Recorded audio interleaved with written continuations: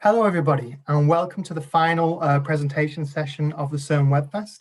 We apologize sincerely for the delay. I'm afraid we had a few technical difficulties, but our superstar technical team members, particularly Daniel, has come to the rescue and saved us.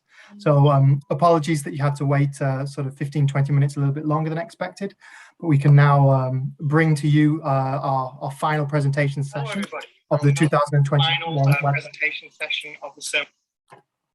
So in terms of this session now, I would just like to start with a little recap and some introductions, because I know that many of you joining us are the people who've been working on the Webfest throughout the weekend. We know that there are also a few people joining us for the first time. So my name is Andrew Purcell, and I will be co-hosting this session with my colleague Christina Bolanou. Together, we work on communications for CERN Open Lab. So the basics then, what is the CERN Webfest? The CERN Webfest is our annual hackathon, which is based on open web technologies. It's been running for a decade now. This is only the second time ever that we run the event online, open to the whole world. We're very pleased to share that we have 300 registered participants for this year's event, coming from 63 different countries. And you can see here on this map how these people are distributed. So we had plenty of participants from India, Pakistan, also a large number from Greece, which you perhaps can't see on the map very well. So thank you to all of you for joining us wherever you are in the world. And particularly thanks to those of you who joined us from time zones where some of our events were a little bit less convenient for you. We did our best to keep things as time zone neutral as possible, but when you've got such a large, wide array of people coming from all over the globe, these things are tricky. So thank you all again. So thank you, everyone.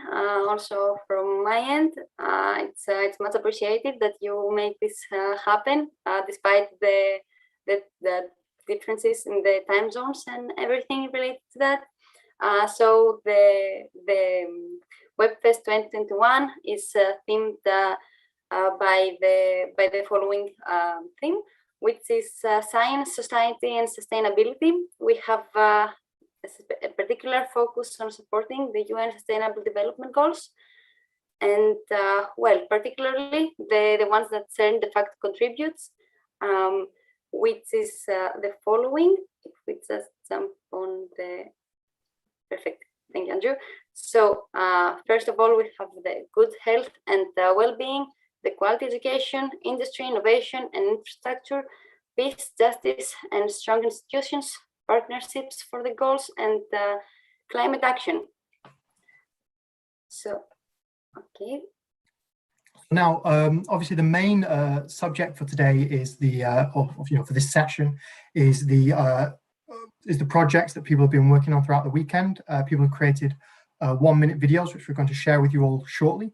But before we do that, there's a few little things we would like to go over. First of all, a quick recap of the weekend so far, and then a few thank yous that we'd like to share. In terms of our Webfest, we talk about the weekend, but it started on Friday night and it runs through to Monday evening, or at least on Monday evening is when we'll be having our winners announcement and awards ceremony. So to start, Friday night, everything kicked off at 5 p.m. CEST. With our opening, we had some nice messages from Alberto Di Melio, Archana Sharma, and several others. Following that session, we had our pitches. This is where all of the teams were able to present their potential projects, and teams formed around those projects thanks to our networking sessions. So this was people being put in touch with one another via video through our channels that we'd set up, and also in our chats. And then by 9 p.m. CST on Friday, pretty much all of the project selections have been made. So we knew how many teams we had and what projects they were going to be working on, and work really then did get underway. So on Saturday, we had again a couple of very interesting sessions planned for you. At 11, we had the update and feedback session 1, where we were able to provide you with some more information about the schedule, all the important information about the deadlines, and everything that you needed to know. By noon at 12 CST, the first workshop kicked off, which is the how to build a cosmic ray detector using Arduino and Raspberry Pi. The workshop was followed. This workshop was followed by another one just at 2 CST, which is the how to deploy code documentation with Sphinx. We really hope that both of them were able to provide you with a boost of your technical skills and of course some fun. But the really fun Webfest sessions came just in the afternoon. At 4 CST, we had our exercise stretching session with Rachel Bray. So we were able to get ourselves moving a little bit after all this weekend that we've been all working so hard, sitting on our chairs. And this session was again followed by another fun session, a pop-up fun quiz about CERN, about the CERN Webfest. We really believe that you were able to enjoy this session. And finally, we got to the update and feedback session 2, which was again followed by a networking session where you were able to connect with each other and get to know your teammates and the other teams as well. And then into Sunday today. So at 10 a.m. CST, we had a very practical workshop on how to present your project, some very useful skills for this session now. And then also at noon CST, we had our workshop on how to create a simple video. So as you know, you're presenting your projects via the medium of video. So hopefully as many of you as possible could go along to those. And then sandwiched in between those workshops, we had another one of our typical update and feedback sessions. And as you know, at 5 p.m. CEST, so about an hour and a half ago, that's when hacking ended. So a big thank you to all of you for getting your project submissions in on time, or let's say close to on time in a few cases. It is really appreciated. And this now is our final video presentation session. So soon we'll be getting to showing those videos in just sort of 10 minutes or so. And don't forget that we have another workshop planned tomorrow on Monday at 4 CST for you, which is how to proceed with your projects. We really encourage you to follow this particular workshop, as it's going to motivate you. It's going to provide you with all useful information for taking your projects further and going the next step. And this will be followed by the awarding ceremony, which will be also the closure of the Webfest 2021, where our winners will be finally announced. Exactly. Great. So we would also like to say a big thank you to all of our mentors, because we've shown you the timetable there, but obviously things didn't stop in between. Of course, all of us in the organizing team have been helping out, and we had our help desk too. But I think people who are really important here are the mentors. So these are people who have volunteered their time to provide, mentorship and guidance to the various teams in a whole array of skills. So some of them are hard skills, some of them soft skills. It can be coding, it can be management, it can be it can be presenting, it can be communication, it can be subject specific skills. If you're creating an app that requires some additional physics knowledge, or from any other science or health field, these people have been really, really useful throughout the weekend. So on behalf of Christina, I and the rest of the organizing team, a very big thank you to Kayo, Jan, Anna, Daniel, Rodrigo, Sarah, Nakanim, Hemano, Sakshi, and Rishabh. Thank you very much indeed.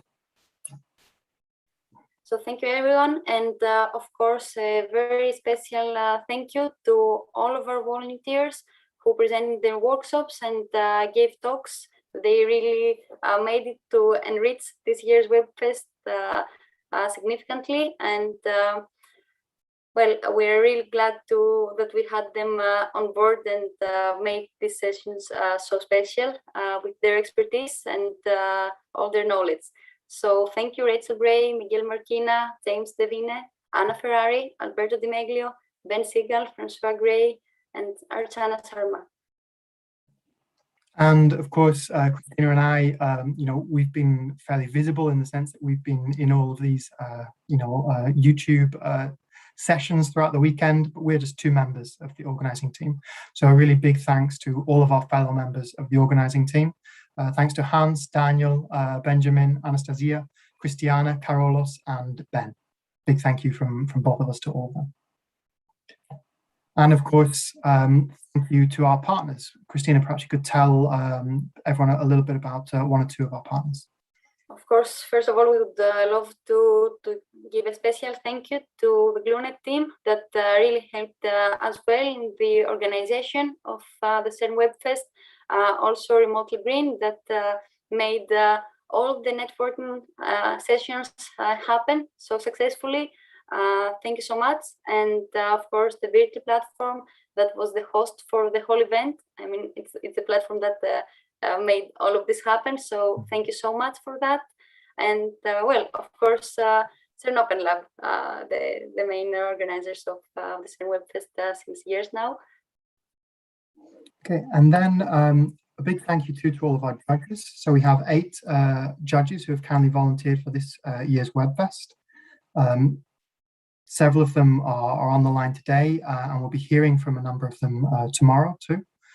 So we extend a big thank you to all of them for taking their time out to take a look at the projects and go through and score them rigorously tomorrow before the final session.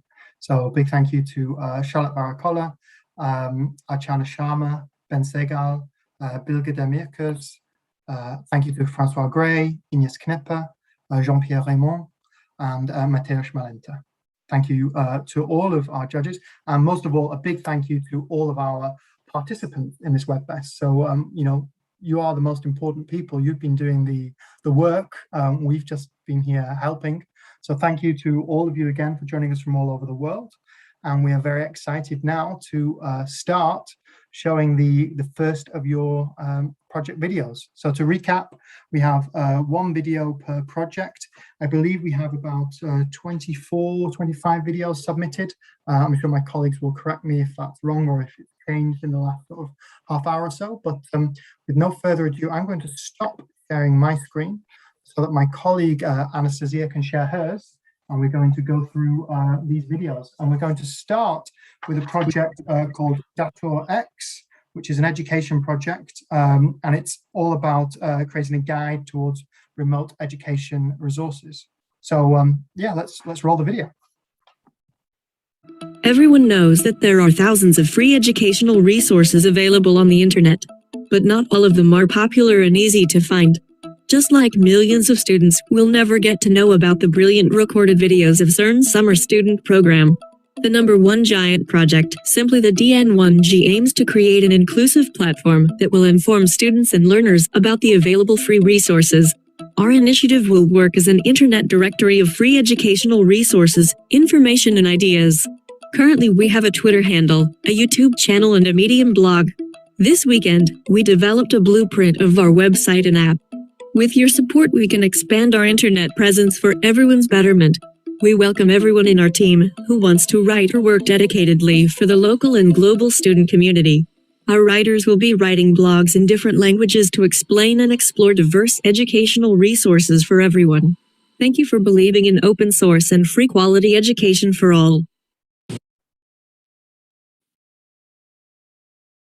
So, thank you so much for such a wonderful video. We might proceed right next to the next one. Good morning, everyone, and thank you for watching this quick tour of my CERN Webfest project. It's called SciComm Rescue, which is Science Communications Rescue. Basically, it's a website that would accumulate information through a discussion forum and also provide some static resources. It says it's everything you need to know about contracting and providing research communication services. So it's for researchers looking for communications professionals and also communications professionals that want to sell their services. If you look at the active members, what I have here is an example of a professor who is offering advice to another professor about using a research grant to hire services. I have a graphic artist who has never worked for a scientist before, but says he's very good at creating black hole graphics. Also a researcher who has become quite good at public speaking and is offering coaching services to other researchers, and then finally a PhD candidate who's posting an SOS about how to recruit people for an experiment, which he's having trouble with. And finally, I've listed the objectives of the project. Thank you for watching. Great. And next we have a project called Cynthia, which is about changing education using AI and natural language processing.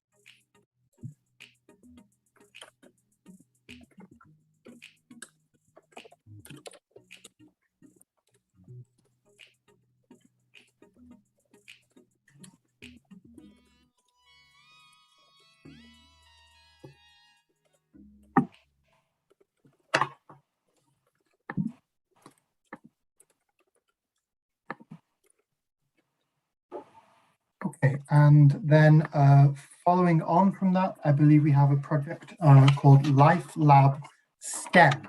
I may be incorrect, perhaps one of my colleagues could confirm this, Anastasia maybe. This video, I believe, is 3 minutes long, so perhaps you could just roll sort of the first minute and a half of it, please.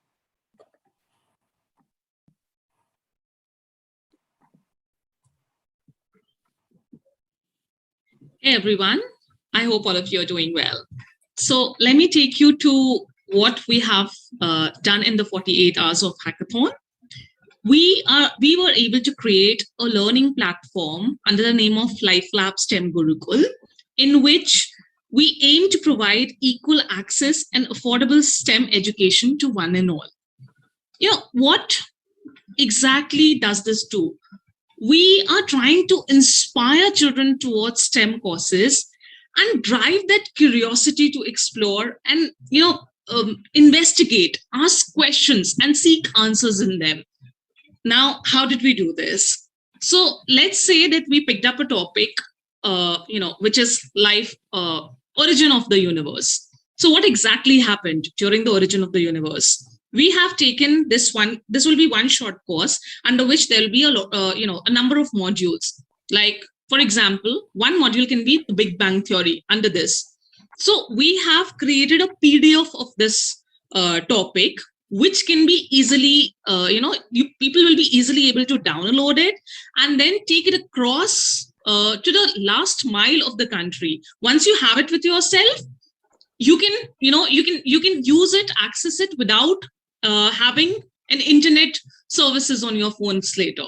So what we will do is that we will connect all these people, all the teachers who are going to take this to the last mile of a country. We'll connect them to the mentors, which we will already have on board with us. So okay, they can explain them. They can tell them exactly. I apologize for cutting the video. It's simply that we have a large number of videos to go through, and we don't want to keep people too long. But don't worry.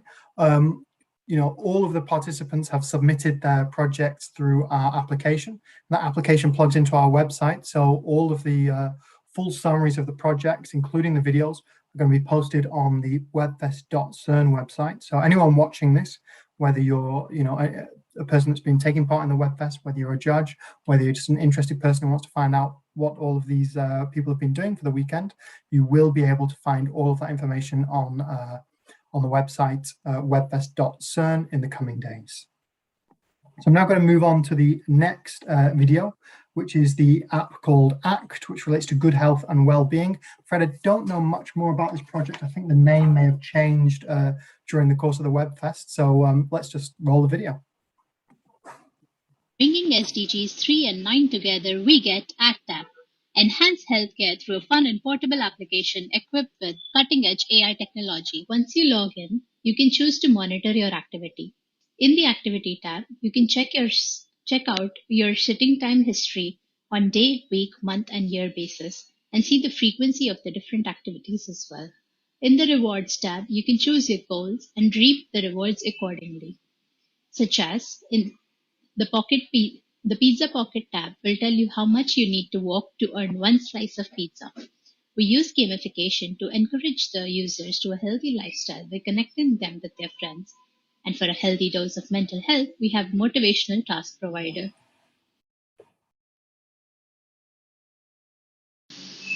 Labeled human activity data is used to train a teacher model, which is tasked to predict the labels of a large unlabeled dataset. Then the samples with the higher prediction confidence are selected to build a larger dataset. Different signal transformation techniques are used to train a student model, which will be fine-tuned for activity recognition.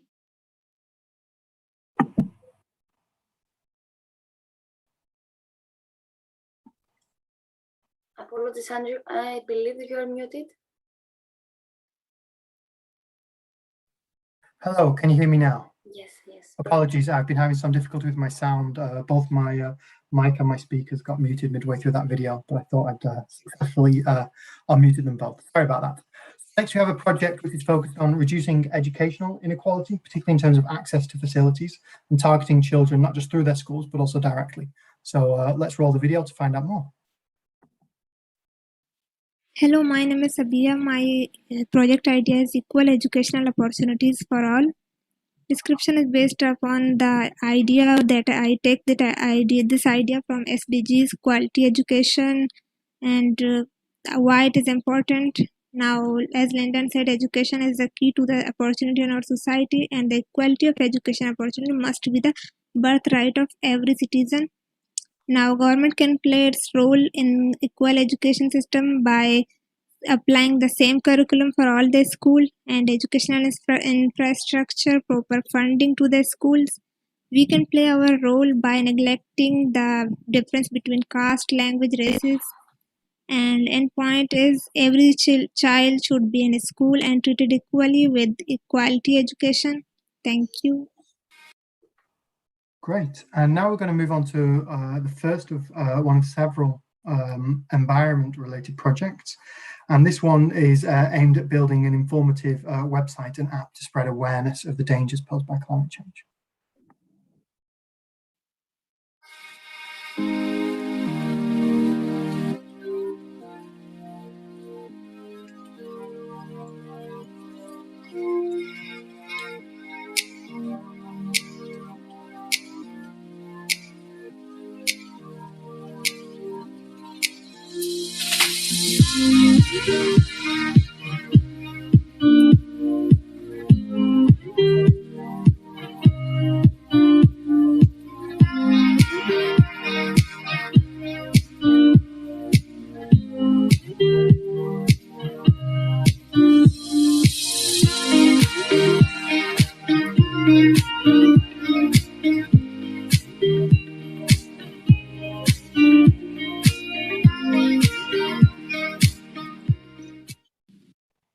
Great, and now we're going to move back to the theme of education, and we're going to have a project called particlesmatter.io, and this is about creating a game in order to help people learn about particle physics in a different way and understand a little bit more about how observation can affect reality.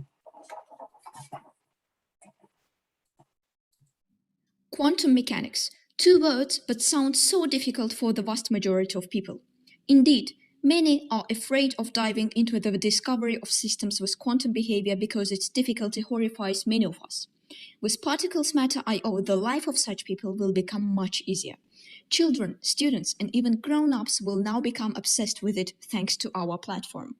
Particlesmatter.io is a unique interactive gamified platform where one will be introduced to the world of quarks, particles, and many more than that in a fun and engaging way. Depending on the chosen difficulty level, easy, medium, and difficult, properties such as spin, half-life, color changes, and so on will be introduced. One will be able to witness how collisions happen, what quarks exist, and which particles consist of which quarks. No need to be afraid when hearing quantum mechanics anymore. Physics matters. Education matters. Quantum mechanics matters. And of course, particles matter. Excellent. And now we're moving on to another another health related project again. So this is I believe, a web portal which is particularly looking at how we can help people with conditions like syndactyly, so particularly with issues around how they can hold objects and things like this. So it's a really important course. Perhaps we can roll the video and we can all learn more.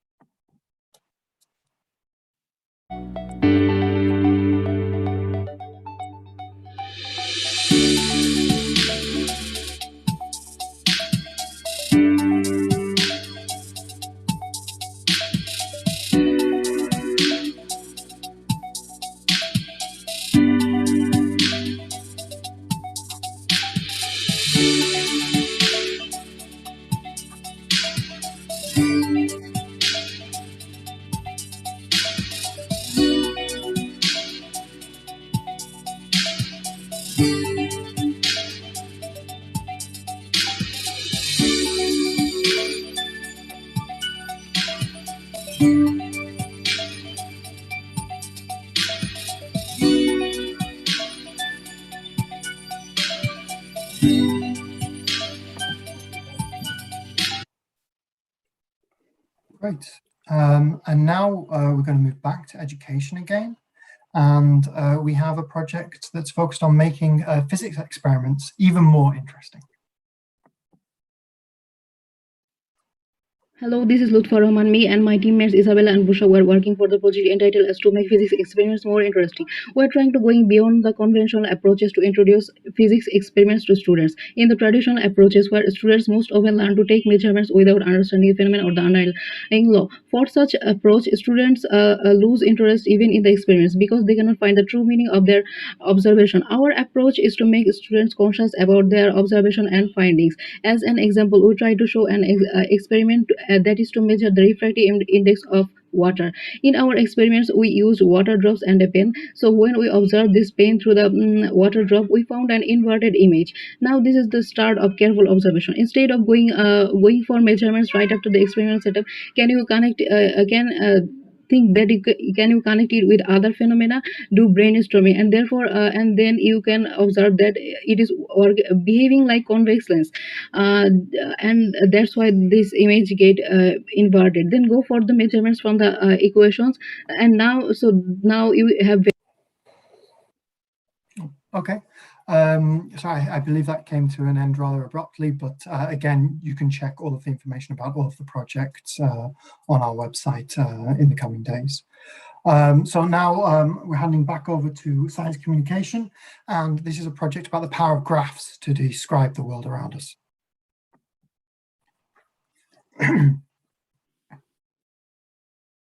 Hello, this is Team 8, and we worked on the challenge, give me 3 layers and I will describe the world.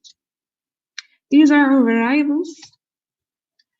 In our process, we use GeoBubble Future and assign the data of SCURF adoption and implementation of national DRR strategies in colors. Then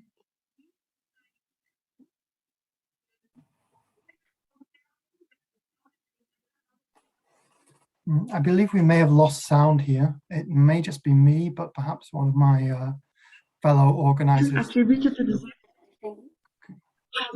population. This is our results. As you can see, when the score and the proportion is less, the number of deaf and missing people are quite high. And you can see, as you can see in the United Kingdom, they get a high score and a big proportion of the local government supporting it, so the number of deaf is less. Thank you for listening. Okay, so I'm afraid we experienced a few sound problems there. I know we certainly asked a lot of everyone in terms of putting these videos together, this weekend. So look, please do not worry. If yours is a video where there have been a few sort of technical difficulties while it's being shown, don't worry. We will be providing the full set of information that you've all submitted through the special Webfest app to the judges. And of course, as I mentioned, the videos will be made available on our website, but also before then, they're available via a link to our judges too. So please, don't fret. We know that you've done your best when creating your videos, and sometimes things like sound quality are difficult to monitor. And also, apologies from our side for any sound issues that we may have introduced, during the Zoom. So moving on now. So our next project, which is about radiation detection, I believe. Yes, let's roll this video, please. Remember back in high school when you would learn all about fascinating nuclear and particle physics experiments but could only experience them via videos? Unfortunately, this occurs with a lot of students around the globe for whom hands-on activities are inaccessible due to high cost and advanced equipment, excluding them from comprehending physics concepts well. This is where we come in. We have improved on previous low-cost silicon pin diode radiation detectors by introducing a novel ESP32 board, which is capable of transmitting data via Wi-Fi to our web app, which will be the designated analysis platform. From our website, students can have a quick refresher on how particle accelerators and detectors work, and then there's a comprehensive list of all the easily available components they will need. Then we'll have a detailed tutorial for students to follow on how to build their very own particle detector. Once they synchronize their device with our web app, they'll be able to upload their data for analysis. What we're showing you is a prototype working with simulated data, but we are confident we will be having a fully working prototype in the next few days.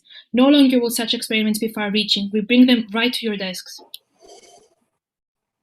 Okay, and next it's back to the topic of environment again. And this is a project exploring some of the challenges or some of the reputational issues that nuclear energy faces.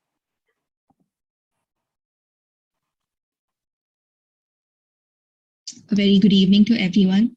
It was indeed a big challenge to take up a project on this particular topic, as nuclear energy has shown shades of constructive and destructive uses for over a century now.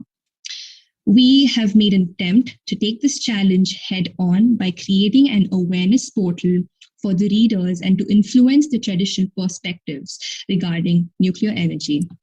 In this effort, the portal basically highlights about busting various myths regarding nuclear energy, corroborated by a survey that was conducted over the period of the project, which gives a peep into the global perspective.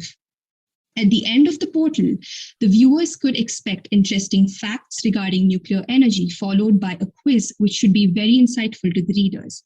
We really hope that you enjoy the portal and find it as useful. Thank you. And next, moving back to science communication, this is a project to bring together science communication content scattered throughout the web.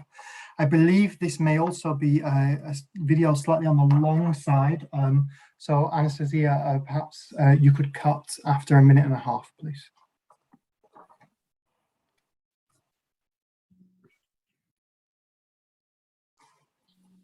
Okay, so 2 days ago, I talked about my uninspired, boring life as a graduate student, not knowing what to do and not being inspired. And so I had a story on how I came about this idea of a content aggregator for science communication people.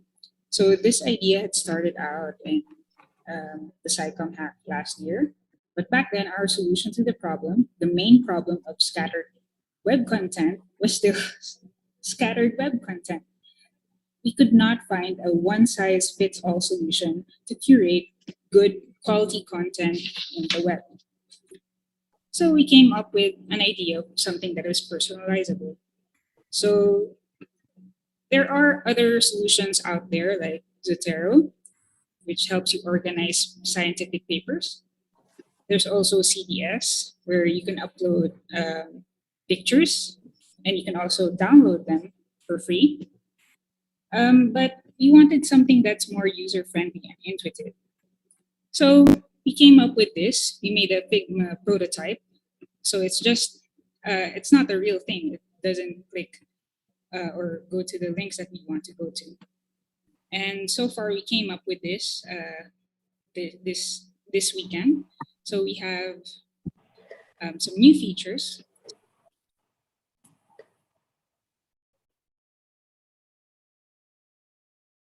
So in the About page, we added some visual slide decks to feature good content. So we wanted to show some GIFs or visualizations. So I think we're going that to is still a cut work in this one progress. there. But again, you know, as mentioned earlier, please don't worry. We're going to make sure that everything is published as soon as possible, and judges will already, as of you know, sort of an hour from now or an hour or two from now, have access to all of the information that each project team submitted.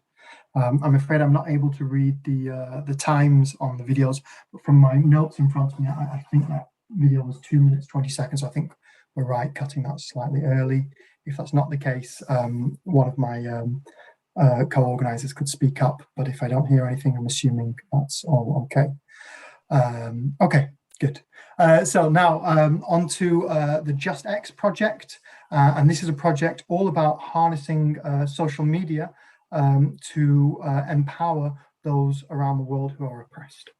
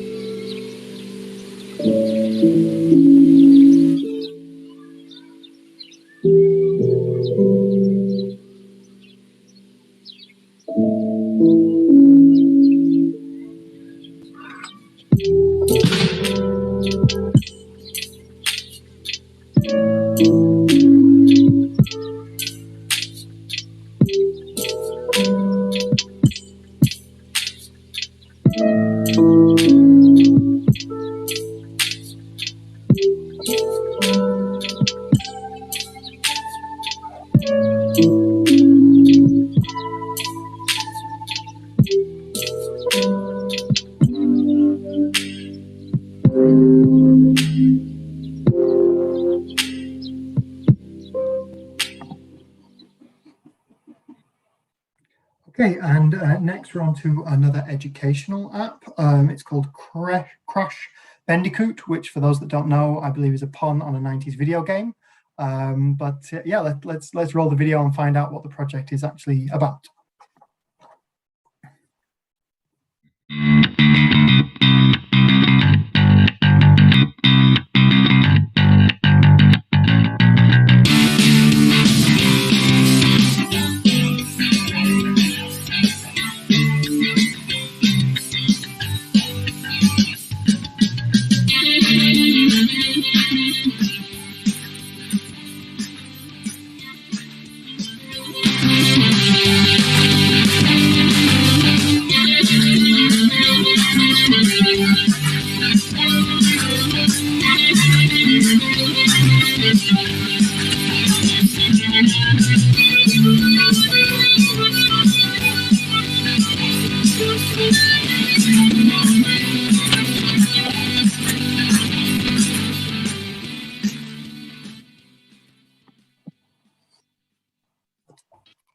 Okay, and then following on from that, we have a project teaching people all about quantum computing, which is certainly a very hot topic indeed at the moment here at CERN. Welcome to GameQ, the project created by Team 10.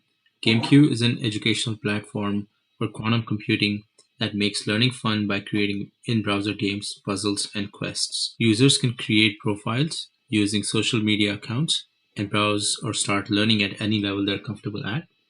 We're going to see a couple of examples. In this game, the aim is to nullify this destructive interference that can potentially kill the cat. I'm given a circuit at the beginning, and all I'm trying to do is to make a selection so that the cat lives. I'm making the selection so that the cat lives. Let's look at entanglement. This is a game where triangles and circles are entangled across two different rooms, and the aim is to match the shapes. You can contribute to the open source quantum game development and check out the documentation and references. Thanks for watching. Okay, and our next project, I believe, is a talent platform, which is to be used to connect people or experts based on various skills or competencies they may possess. Let's roll the video and find out more. Today, COVID-19 and complex global problems forced us to rethink the way we work, network, and innovate. Which is why the CERN Talent Place, based on its three pillars, people, time, and space, is here to link people up, giving visibility to their skills and accomplishments, inspiring new generations of collaborators, reallocate time, empower people, and offer new opportunities to grow in a transparent way, finding expertise beyond one's own network. Create virtual space to foster innovation through thematic groups and an ideation platform. The system is supported by a strong artificial intelligence feature to help maintaining the exponential flow of data. Welcome to CERN Talent Place. Expand your skills, explore opportunities, expand knowledge. Hello. Great, and now we're moving on to a project called VizDeck, which I think is the last of our health-related projects. We had quite a number of submissions related to health this year, and this is about creating a smart application to help people identify health deficiencies they may have. Everyone, we are VizDeck and we want to tell and show you what our idea does and how it happens. Our app takes the pictures of the user's eyes, nails, mouth and tongue and uses that to find all the nutrient deficiencies that person has and recommends the necessary diet for the person to regain those nutrients. This is done by our convolutional neural network model, which takes the pictures as input and analyzes and recognizes the potential problems that are present and accordingly tells the deficiency of the user.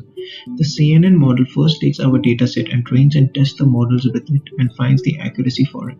This is then put in cloud computing, where the model will run whenever the user wants to use the app to find his or her deficiencies. Our model had an average accuracy of 89.42%, which includes 95.8% accuracy for eyes, 97.01% accuracy for tongue, 75.9% accuracy for mouth, and 88.9% accuracy for nail-related deficiencies respectively. We would now like to show you how our app is used for finding the deficiencies.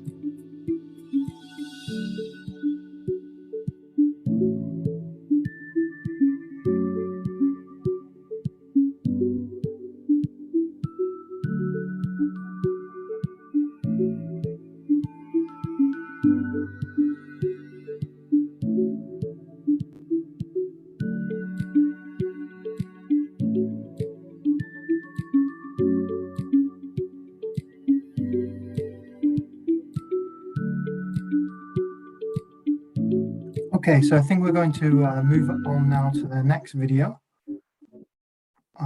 So the next project relates to wildfires, and yeah, for anyone that's turned on the news in the last few weeks, they can't fail to have seen the wildfires in Turkey, Greece, France, Siberia, North America, all over, unfortunately. Let's roll the video and find out more. Is all that's left of Prison Flats after the Calvin fire tore through the area.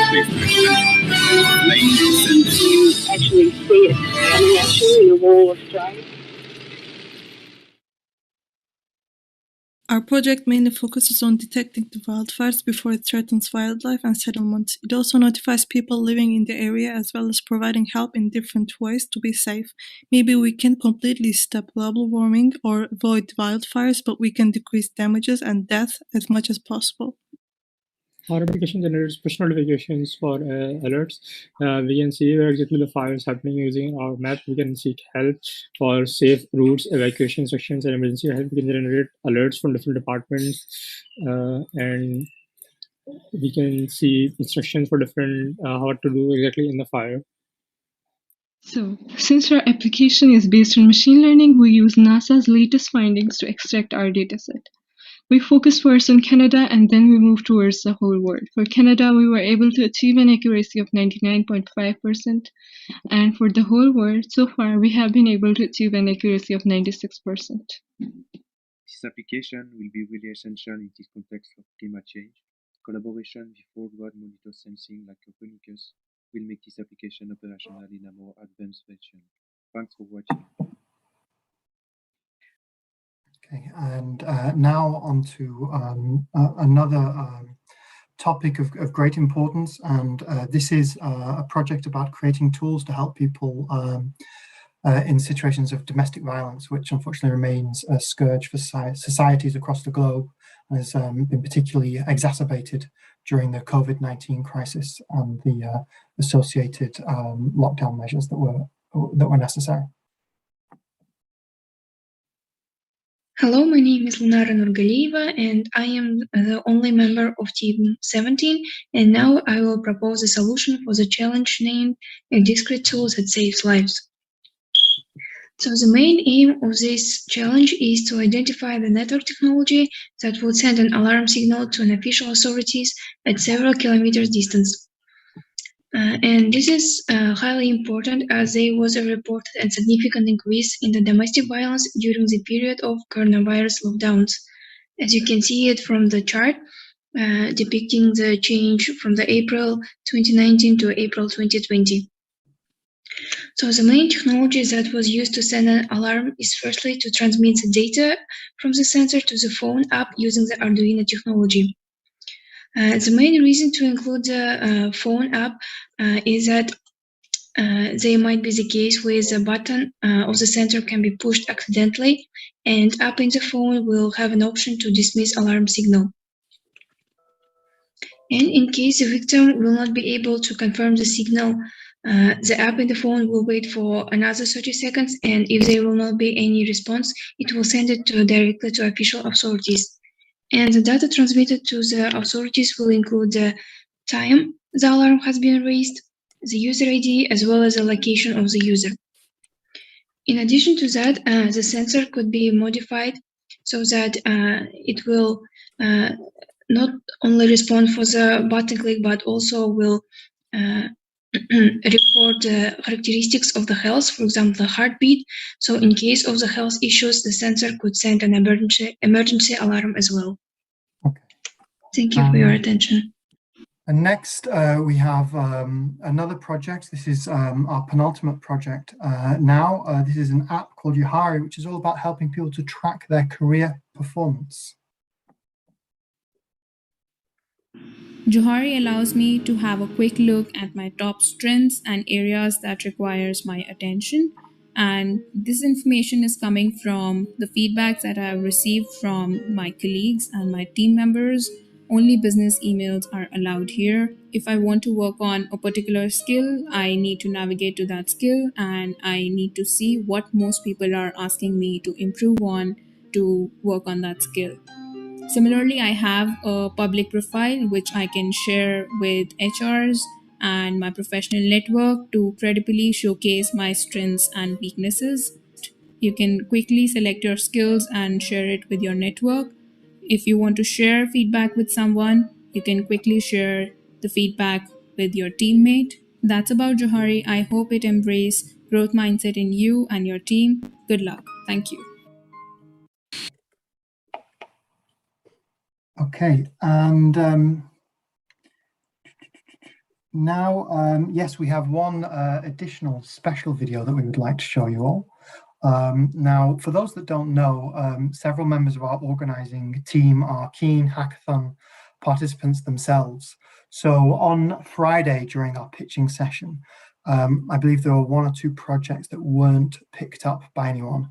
So our very eager colleagues, Christina, Daniel, and Carolus decided that they too, on the side of running the Webfest with us, would also like to put together a little prototype for one of their projects, just because it piqued their interest. They wanted to see what they could do. So please do believe us when we say that this hackathon is run for hackathon enthusiasts by hackathon enthusiasts. So we're about to show a video from our colleagues. This is not for consideration by the jury because, of course, all of us in the organizing team can't be allowed, but we wanted nevertheless to show you the cool work that they've been doing over this weekend on the side, as it were.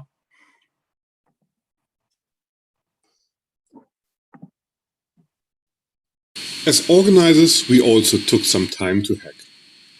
We have been inspired by the proposed challenges, give me 3 challenges and I will describe the world, and quantum learning. as both are close to our passions. So we hacked and merged both challenges to a single one. Give me 3 quantum layers, and I will keep the cat alive. We realized that none of the existing graph network software packages allow us to use Bloch spheres as graph nodes. So we wrote a package that allows us to work with quantum graphs. We make it available to everybody who wants to combine qubits with graphs. We hope that for our collaboration with CERN Open Lab on quantum machine learning, it will help us to visualize and to cluster nodes of different quantum circuit layouts. By clustering, we expect to identify how to entangle the qubits with each other better. Running out of competition, we are confident to get a special prize anyhow. Help organizing Webfest 2022. Thank you very much. Great, and that concludes all of our videos for this year. Unless we had any late entries come in, I don't know if any of my colleagues, perhaps Anastasia, Christina, are able to confirm. I believe that is all of the videos for today, right? Yes, I can fully confirm. Thank you very much, Anastasia. We'd like to extend as well a big thank you to Anastasia, who was one of our hosts last year, and she's been doing an excellent job over the last hour and a half of downloading all of the videos on the last moment and creating this playlist so we could run them reasonably smoothly for you all just now. So I am going to go back to sharing my screen. If you bear with me a moment, we have a couple of final slides that we'd like to share with you all. So, thank you again for all of your submissions. All of the information is provided to the judges, and again, all of the information will be published on our website in the coming days. It's now to the judges to do the projects and score them, and then our winners will be announced in tomorrow's awarding and closing ceremony, which takes place at 5 p.m. CEST on Monday. And we won't just be announcing the winners there. We also have a few invited guests who have very kindly agreed to say a few words. Now over to you, Christina. So yes, our winners will be announced tomorrow in the awarding closing ceremony at 5 CST in the afternoon. So don't forget to attend the final workshop at 4 o'clock about how to take your project forward. Yes, thank you so much for participating in the Webfest 2021. So that brings our final session to an end. We're expecting and hoping to see as many of you as possible back tomorrow at 5 p.m. CEST. However, before we go, we just wanted to hand over to one of our colleagues to tell you a little bit about another upcoming hackathon, which may be of interest to you. Let me see who we've got on the line. Daniel, perhaps you might like to take the floor and say a few words about the Port Hackathon. Yes, thanks, Andrew.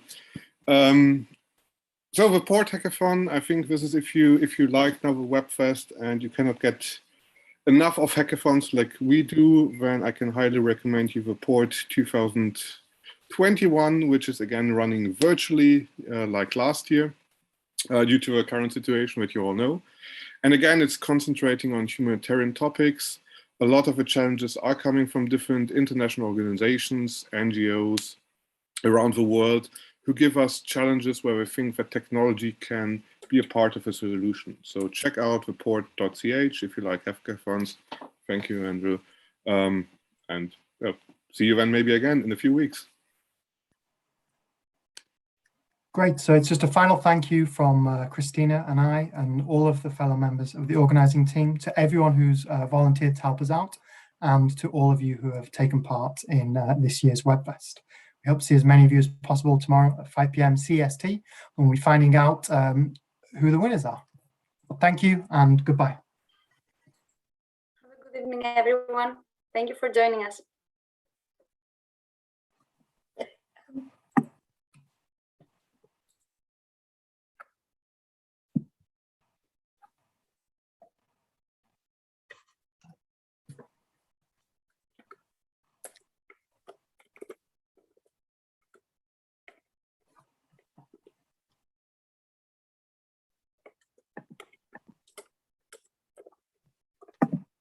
Christina, you are a host. You would need to stop the live stream, please.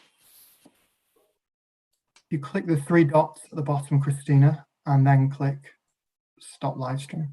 Is it Christiana's the host, right?